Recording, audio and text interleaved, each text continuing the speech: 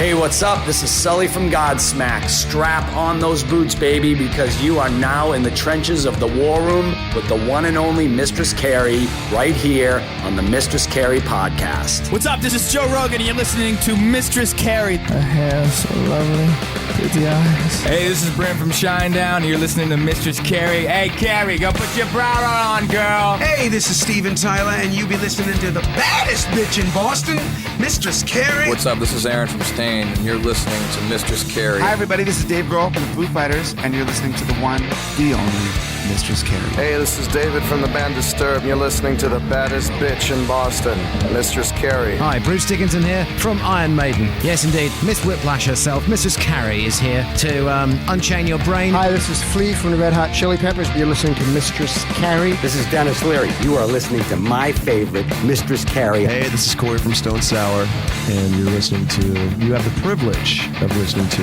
Mistress Carrie. Oh, God. Oh, yeah.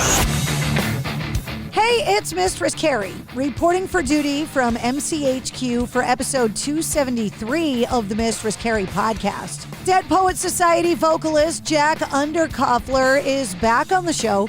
He made his first appearance on episode 50, and as the band is opening up for Chevelle right now, Jack took some time out of his day off to sit down and talk to me about the band's plans, the upcoming new album, his memories of Ozzy Osbourne. We talked about traveling, cemetaries, sitting down during a concert, and so much more. If you missed his first appearance on the show, the episode is linked in the show notes of this podcast. Allow me to reintroduce you to Jack Underkofler from Dead Poets Society. Jack, it's so good to see you. Good to see you too. You look like you're trying to wake up and you're in the breakfast area of a hotel. Am I correct? You pretty much nailed it. Are you having coffee? I am. Cheers. Cheers. Yeah, we went to bed at like 2 a.m. last night, and then I woke up at 6:30 a.m. for no reason. And here I am. Are you that kind of person that sleeps through the night, and so when you wake up at 6:30 for no reason, that's weird? Or are you somebody that struggles to sleep? A lot of artists struggle to sleep. Yeah, I can't sleep. I can never sleep. I'm like, I found this like CBN stuff that works pretty well, but recently I've just been like all the time just stressed, and figured I started getting sick yesterday, so I woke up feeling like shit this morning. So yeah, having a great time. Yeah. Well, the thing about artists, and the more I talk to them, because I'm obviously not one, the more fascinated I become, because you guys just look at the world different. And I just wonder if that processing of information just keeps you up all the time. I think that I don't know about all artists, but for me, I have like a very, very wound up internal monologue that is just, it's just, once it spins up, it doesn't stop. Like if I even wake up a little bit in the middle of the night, that thing starts spinning, and then I'm up for the rest of the time. And so it's just constant thoughts in rapid succession. And so it's probably pretty common with a lot of artists, but that's just how I don't know. It's just how my brain works. It sounds like what it's like having a pug. Because, oh, yeah. Yeah, because one little noise, they're up and they're spinning and spinning and spinning. Mm-hmm. But yeah. Yes. So I am pug adjacent.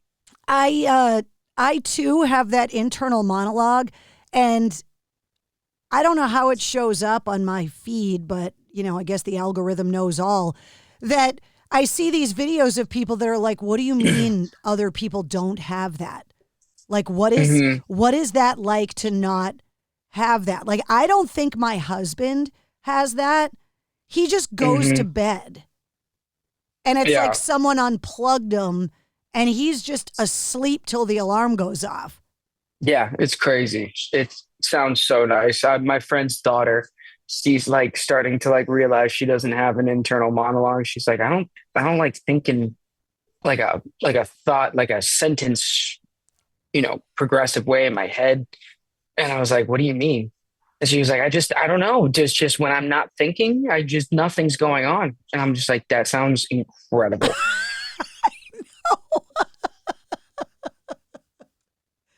She's just like, there's nothing going on up there. How, like, that was like, wow, that sounds so nice. And how do you, I guess maybe that's a person that's myopically focused on one thing at a time, because that's how my husband is, as opposed to, I think, people in the music business or artists that are constantly juggling 30 things. And so they have to like maximize the multitasking part of their brain. Because there are people I know that it is impossible for them to do two things at once. Impossible. Yeah. Well, it's funny because I have like 30 things going on in my brain, but I cannot do more than two. Like I can't do two things. I can't text and like listen to somebody. I can't even like look at a picture and listen to somebody. I'm like, my brain is just like, I have to like, just like white knuckle my way through one task and then just fucking, go down the list or whatever. But yeah. Well, let's be honest. It's rude anyway. So it's a good thing you don't do that. Yeah. Yeah. So is today a travel day for the tour, or where are you guys right now? We're in Pittsburgh. We're just outside of Pittsburgh. Yeah, it's a travel day. We had 3 days on. Now we have 1 day off, and then we got 3 days on again. We're going to be in Boston really soon. I know. That was one of the reasons why I wanted to talk to you. The last time the other Jack was on the show, we were joking about the guest list pressure in Boston, because while you guys aren't known to be a Boston band, your origins come from Berkeley, so you guys have still got friends there. Yeah. Well, everybody's kind of moved at this point. Like, I got a couple friends there, so the competition is not as high anymore. It's more like everybody moved to like New York and LA, which is also where the industry is. And so you're like trying to fit your guest list of like all your friends. And then the label's like, we took all the spots. And you're like, no, you guys buy them with the millions of dollars you have. And so yeah, it gets quite competitive in New York and LA. So Dead Poets Society is not one of the bands that is now focused out of Nashville. I feel like everybody I talk to is working in Nashville all the time now. It's crazy. I fucking wish I lived in Nashville. I don't know. Have you been to Southern California? Have we talked about this? Oh, yeah. Yeah, I've been to Southern California. I go as a tourist. Like, I love to travel. I'm one of, because you lived in Boston, right? Bostonians are Bostonians. We're homers. Our roots are deep. So this is home for me, but I love to travel and see other things. And when I go to Southern California, I expect traffic and, $20 avocado toast and, everyone's faces to be plastic. And like, I look at it like this is just how it is here and I'm going to experience it, but then I'm going to go home. Yeah. Yeah. You're so lucky. One of the things I do there, which I think some people think is morbid, but I don't. When I travel, and especially in LA and Hollywood, I always go to the cemeteries. Why? Well, because like Forest Lawn, Hollywood Forever, like I went and saw Judy Garland's grave. And the last time I was out there, Chris Cornell had just passed and I wanted to go to his grave. So it's like I went to Dio's grave and I went to Lemmy's grave. And like I went to Dallas and I went to Vinny and Dimebag's graves. Like it's just, I don't look at it as a morbid thing. I look at it kind of like I'm going to visit people I love in a weird, strange way. That's kind of cool. Have you ever seen the cemetery in the Common in Boston? Yes. Have you ever read some of the headstones, like how old they are? Yeah. It's crazy. I saw this one headstone that was like this dude that had fought. For some reason, they wrote how they died on the headstone. Yeah, but which I think is so. Can you imagine if they did that today? Like that's so weird. It's strange. It's so weird. Just like hit by a car. That'd be so bizarre. COPD. Like, oh, okay. Thanks for the info. Yeah. Yeah. No, but it was just cool because it was like the dude had, I guess he was I think in his early 20s, as I recall looking at the thing, but he died in like the early 1800s, and he was a servant on this ship, and on the headstone it was like the like captain of the ship said, "From your loving captain, the man that fell from the rafters," or something like that. But it was like, it was weird because it was like it was like oddly sweet, and also like, why are you talking about like how he died? But also like that must have been a pretty good captain if you bought his headstone. I don't know. Yeah. It's weird. It's trippy. And that was a real person. Yeah. You know? My husband's family is actually from Southern California, and they just came out to Boston this summer because they wanted to see the Dodgers play at Fenway, because a lot of people that are tourists and obviously love baseball always want to make that pilgrimage to Fenway. And so we spent like 5 days with me kind of giving them the Mistress Carrie tour of Boston. One of the other graves in that cemetery in the Commons is the first documented Asian person on the North American continent. Wait a second. This might be the same headstone that I'm talking about. Really? Yeah, because it says I think it says Chinaman. Yes. On the headstone? Yes. Yeah, that's the one. Yeah. Yeah. This Captain Bot. Yeah. He was the captain's like butler, I guess, like his servant. That's so weird. Yes. And it said that's the exact headstone. So when I'm when I'm going to take people around, I always ask, like, is this your first time to Boston? Is it your second time to Boston? Because if it's your first time anywhere, you want to see like the stuff. Like, I just went to Rome, so I wanted to go to the Vatican. I wanted to go to the Colosseum. Like, I want to go to the Pantheon.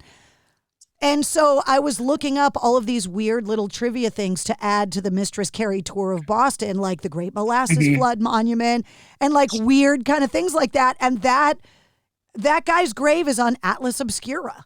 That's so weird. That's so random. He's the first Asian person that historically stepped foot in North America that they can trace, which is crazy. Damn. Yeah. That's crazy. Yeah. Huh. That's why I love traveling for things like that. You know what I mean? Like, I am that person that wants to go and find like the weird things. Like when I went to Rome, I stood in line to look through this thing called the Aventine keyhole. And it's this big gate with this keyhole. And when you look through it, if you can get your eye to focus, you see the Basilica at the Vatican.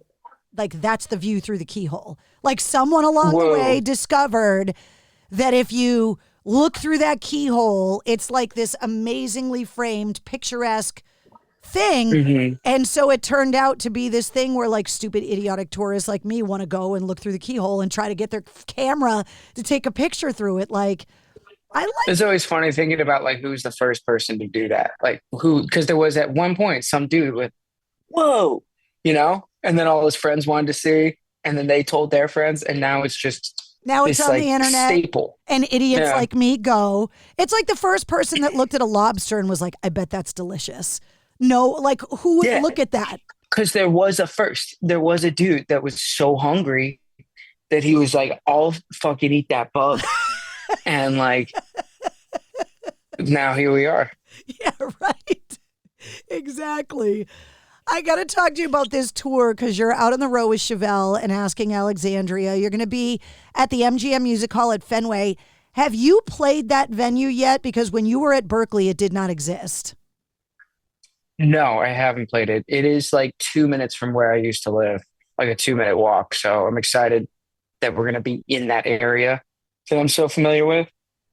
I haven't played it though. I've heard it's awesome. Yeah, it's a really nice venue. The bands all love it because the dressing rooms and like all of the facilities that are important for you guys are really, really nice.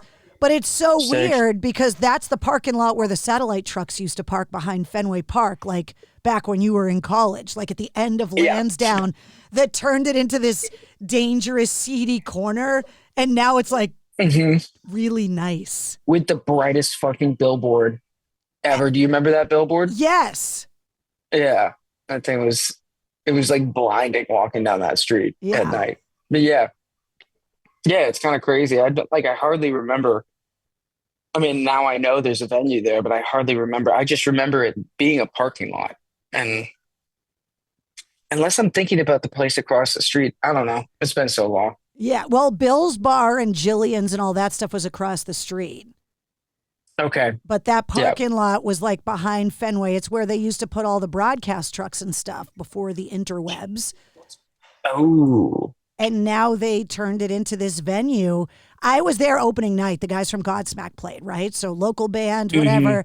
And if you go roaming around through the loading dock, there's a door. And if you go through that door, which they now lock all the time for good reason, you end up in center field at Fenway.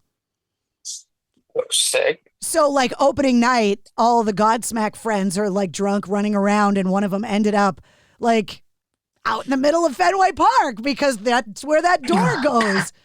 So I'm fairly certain when you're there with Chevelle that door will be locked. Yeah, probably. I was just talking to Greg from Boys Like Girls, who they're opening for the Jonas Brothers. He came out to our show in Ontario, and he said that they're playing Fenway Park. And I was like, that's got to be surreal. I remember seeing Foo Fighters play Fenway Park, and Royal Blood was opening up for them.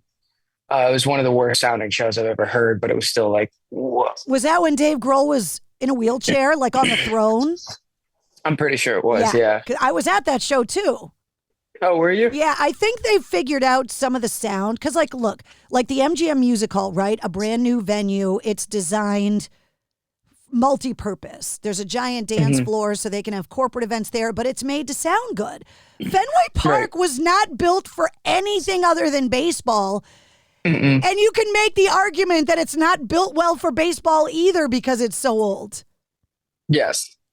Charming as hell, but not built well. No, I think it's just a lot of stadium shows. I mean, I don't think are made for sound, period. It's just that there's no way to fit 80,000 people in one spot unless you go to one of those. Yeah. You know? And there's not enough big artists to make a dedicated 80,000 capacity venue or whatever Fenway is. It's like what? It's probably like 20,000? I think for concerts it's like 30. Well, baseball it's like 37,000. So I think because of the seats on the field, that makes up for the seats they don't fill because of the stage. So I think it's like, 35, 40,000 people or something in there. Yeah. Yeah. When I went and saw them, I was way up in the nosebleeds. So by that point, it was all phasing and bouncing off everything around me. So it was just like, and then this fucking dude behind me kept telling me to sit down. I was like, this fucking sucks. I mean, look, as we get older, right, and gravity deteriorates you don't have our to tell joints. me. Oh my God. The level at which I enjoy a show sitting down versus standing up, it's like night and day. If I'm sitting down, and I've always been this way since I was like 16, if I'm sitting down, I can go like 2 hours watching my favorite artist. If I'm standing up, 5 minutes in, I'm good. I'm good to go. I'm that person that it's like a badge of honor for me. I do not leave games early, like Pats games, Sox games. I don't care how bad they're getting blown out. I don't care how cold it is. I don't care if it's raining. And I refuse to sit down because I feel like I don't know. It's like I need to be miserable or something. But the day I'm that person telling the person in front of me to sit down at a concert is the day I'm just going to stay home. Oh yeah, go fuck yourself if you're doing that. Like that's an insane thing to do, to go to a Foo Fighters concert and then be like, "Can you sit down?" Yeah, you know. Yeah. Unless you're Dave Grohl and you broke your leg, but yeah, that's like or who else had the throne? Didn't Axl need the throne? Ozzy needed the throne. Like somebody's got to tackle this niche market of like designing rock and roll thrones. Some fucking stoked artist, probably. Dylan, our bassist, Dylan, his cousin or uncle was the one that treated Dave Grohl's leg. The doctor, like the one that put it back together, or the one that's on stage holding it together in like Sweden? No, not the one in Sweden. He was like the doctor that saw him afterwards and gave him the cast and everything. No way. Was our bassist's cousin or uncle or something. I don't know. He sang on stage at Fenway when that whole thing was happening. Oh, I was there. I I saw that when he brought the guy out. Yeah, you saw that? Yes. Yeah, that was that. Also, somebody's vacuuming. Is it fucking coming through the... I don't even hear it. I can Great. see him doing Sick. it, but it looks like he's doing it in a silent movie. It's hilarious. Great. Those Good. AirPods are great with noise canceling. Yeah, they're so good. So were you friends with the Chevelle and Asking Alexandria guys before, or is this the first time you guys have like spent extensive time together? This is the first time ever. I didn't know any of them, hadn't met any of them. Sam, the drummer, I actually met him for the first time like a week ago. And he was saying that we were on a very short list because they have full say over their first of three, which is what we are. It's the first band to go on out of three. Yeah. So he said that we were on a very short list and they love that music. So they decided to bring us along, and yeah, it's crazy. With tours this big, like tours with venues this large, the backstage amenities are so much more different, and there's just so many more people that it's like, it's just, I don't know, it's very disorienting in a great way. Like there's always food. Yeah. That's sick. You can totally tell you're a rock musician because you're like, there's food around. It's awesome. It's great. Yeah, and it has that like summer camp vibe, like just hanging around back there. Like the Loeffler brothers are great. Like I've known them for years. The idea of like being in a band with your sibling, I can't wrap my brain around, because even though my sister and I love each other, I can't imagine being on a tour bus with her every day for decades. I think we would kill each other. We barely made it through adolescence. But it just seems like going to camp in a good way. Yeah, it is. It is. It's fucking so much fun, and it's easy. And they actually have like their sister coordinates the backstage, like catering and stuff like that. So they got a full fucking family on the road there. Keep it in the family, man. Which actually kind of sounds sweet. That would be fun. Being able to see your family all the time. Well, I bring it up because you guys collaborated with The Warning and the Villarreal sisters. Mm-hmm. They're all sisters in a 3-piece band too. Yeah. Yeah. I mean, I'd imagine it probably gets pretty like frustrating, you know? Like if one sibling starts getting more attention than the other, it's probably pretty like fucking, you know? There's always the shy one, imagine. though. Yeah. Yeah, there's always the one that doesn't want the attention. Yeah. Are they all three of them sisters, or is it just two of them? And no, they're all three. All three are sisters. I had all three of them on the show. Yeah. And afterwards, because their fan base is rabid, which I knew but wasn't really prepared for, because when the interview hit the internet, like the downloads in Mexico for my show went crazy because their fans are so rabid.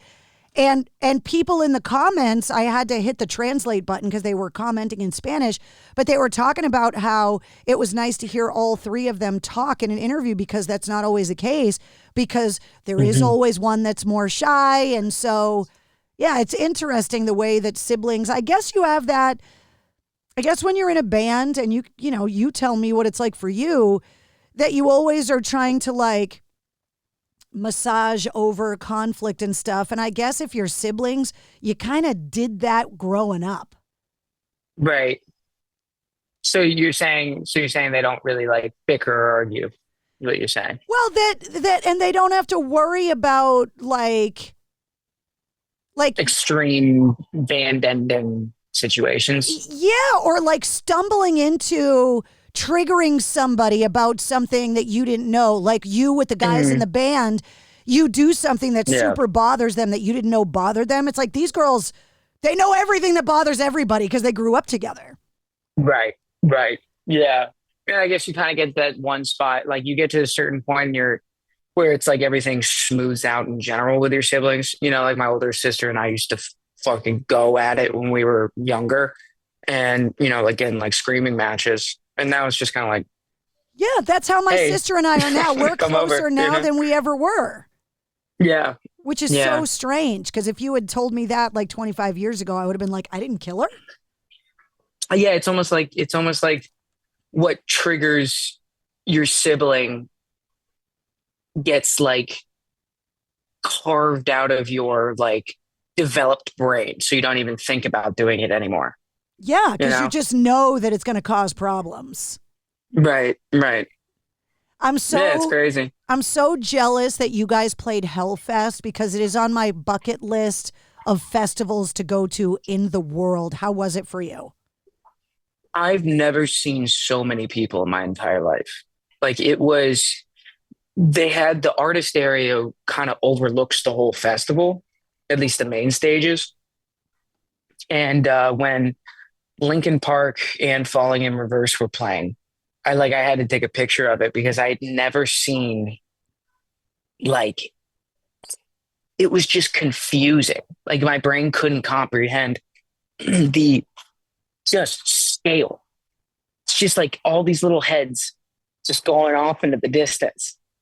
And I took a picture of it, and it looks insane, and it's only half the audience. So that was pretty disorienting, seeing that. Backstage was sweet. So it ended up being awesome. We had a circle pit for one of our songs that was like way too big. So it ended up people just fucking running like a 5K while they were listening to our music. It's hilarious. Actually, Hellfest posted a video of it. Yeah, that festival, every band I've ever talked to raves about playing that festival. And I've seen so many pictures and videos like yours that I'm just like, I got to go there. I want to see that myself. Mm-hmm.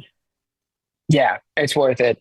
Definitely worth it. I got to ask you about a couple of things that have happened in the news when it comes to rock since the last time you were on the show, because it feels like there was a dip in like hard rock and metal, and I feel like it's literally everywhere. I just saw the warning and an article in People magazine, and I was like, interesting. Last year, Gojira kind of put metal on the world stage at the Olympics, which I think was a moment no one could have predicted. Right. And then more recently, the tragedy of Ozzy's passing, where all of a sudden there's this, I don't want to call it a resurgence, but it just kind of seems like everybody's talking about hard rock and metal again, which I'm not complaining about. Yeah, I think it's kind of been like just kind of percolating just under the surface for years now. And I think that it's been like a slow progression of like new band. At first it was Royal Blood, then Highly Suspect, then those were the two for a while. Then it was Nothing But Thieves. And then it started to like kind of broaden out. You started seeing like Idols, Turnstile, and now like Knocked Loose. And I think it's just, it feels as if it's like rumbled to the point where now it's kind of like erupting, and you're starting to like get finally like it's like the genre is like starting to grow again. And don't get me wrong, there's still like a shit ton of fucking AI generated fucking active rock bands out there that are still trying to dominate the market because of, safety reasons for fucking gatekeepers and shit like that. But like, there's like a lot of bands now that are like popping up that are like, oh shit, they're actually saying something. I think it's snowballing.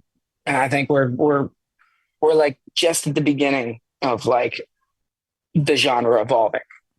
Yeah, I really do feel like this is a growth moment for rock.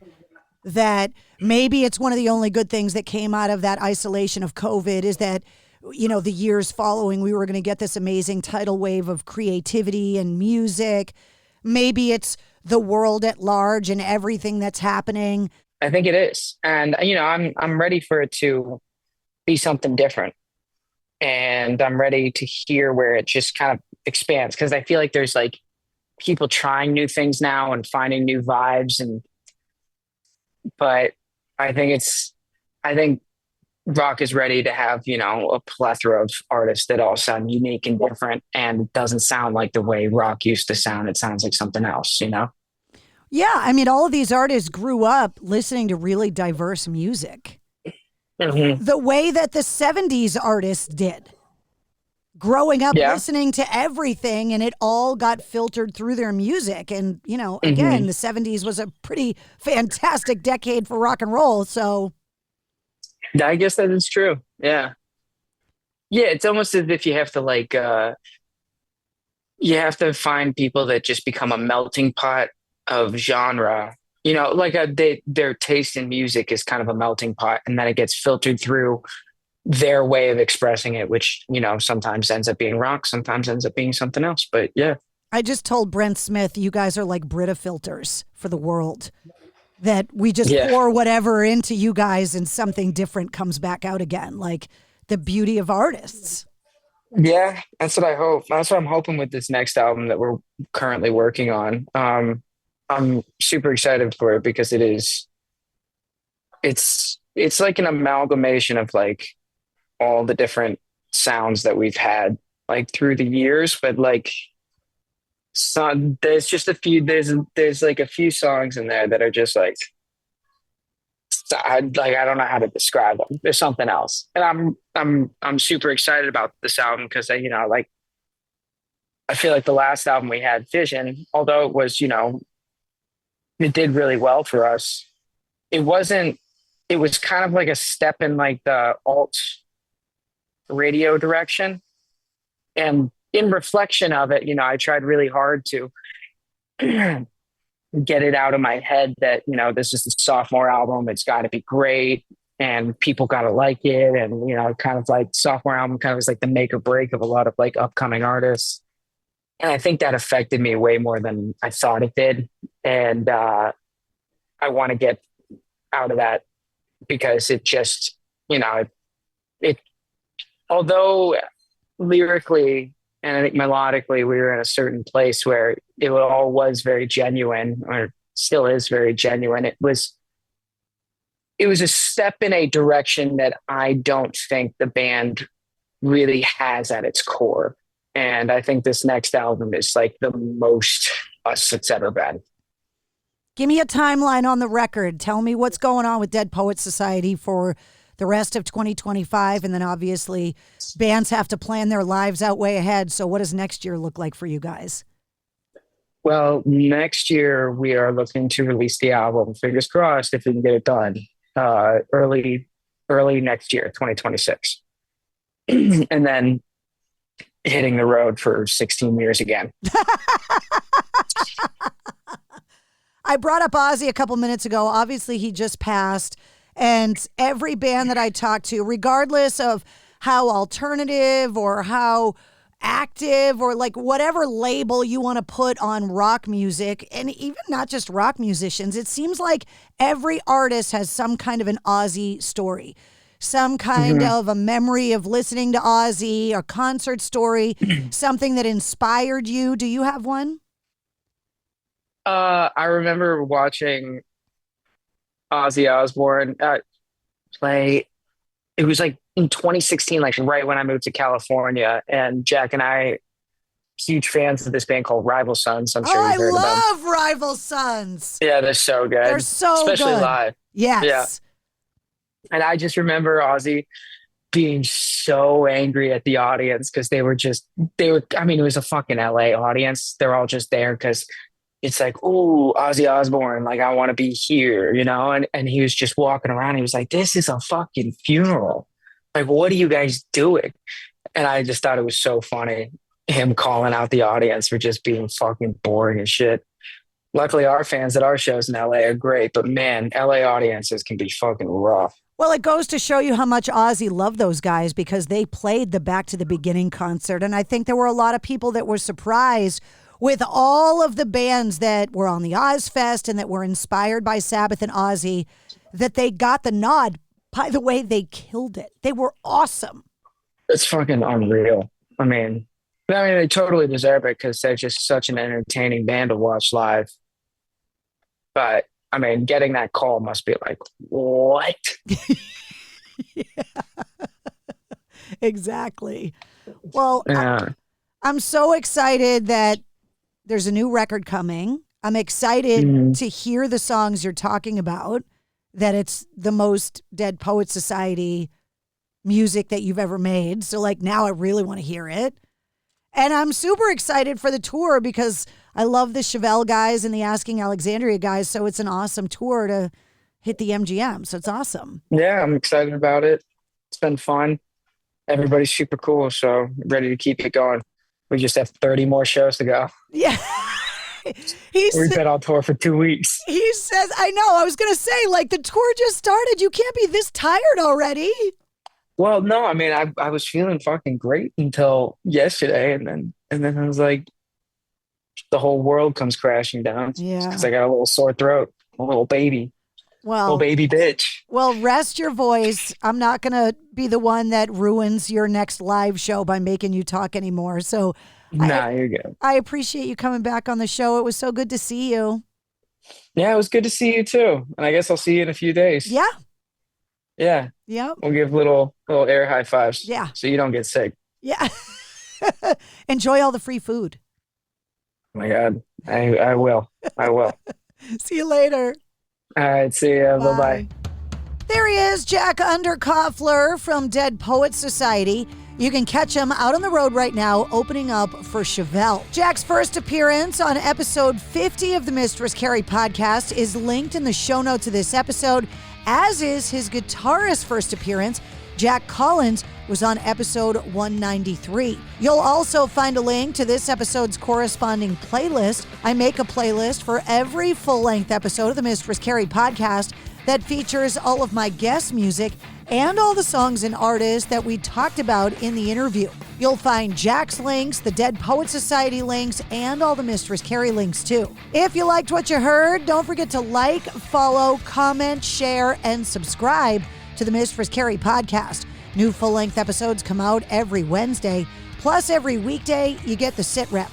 The Situation Report gives you all of your rock news, music headlines, and entertainment updates in about 5 minutes. And you never know when we're going to release a bonus episode. Join me live every Tuesday night at 8:30 Eastern for my weekly streaming video show, Cocktails in the War Room. And of course, you can always find me on the radio. Get the details on all of that and more at mistresscarrie.com. The Mistress Carrie Podcast, a proud member of the Pantheon Podcast Network.